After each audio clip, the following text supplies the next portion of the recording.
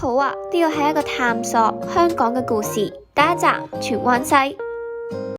沿途仲見到汀九橋同埋青馬大橋，真係壯觀啊！我哋到咗啦，哇！今日真係陽光明媚啊！接下嚟要去嘅係，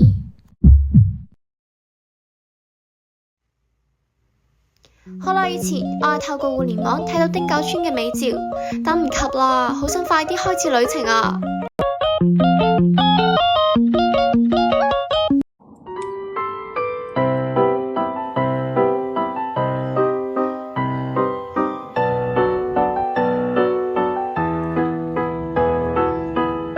你好，我係瑞善，今日就係我同你介紹啦。汀九村係一個依山而建嘅小漁村，沿住階梯一直到岸邊，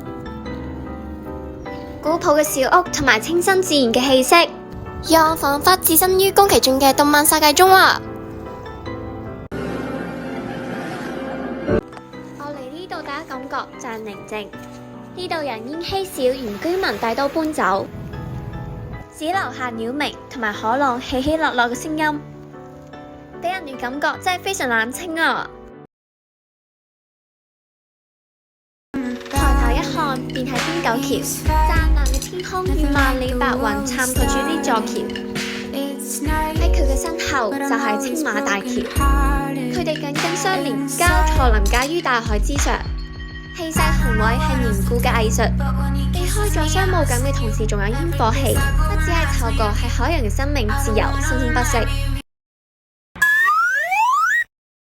Later， 我哋到啦，冇錯，呢度係維多利亞港，係都市輝煌嘅象徵。哇，有富豪雪糕，大廈如林，高樓大廈矗立喺兩岸，無不體現着現在大都市嘅繁華，更是人們希望同埋夢想嘅交匯，令人心潮澎湃。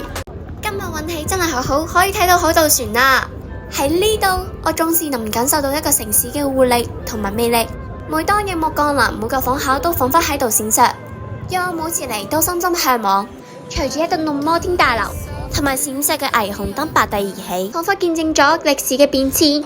星光閃爍嘅維多利亞港，不再只是漁船輕搖落聲，而係交織着現代與傳統、東方與西方嘅交響樂。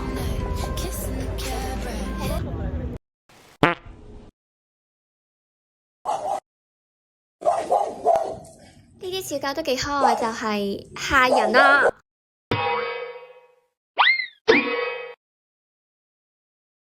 ！Wow！Wow！Wow！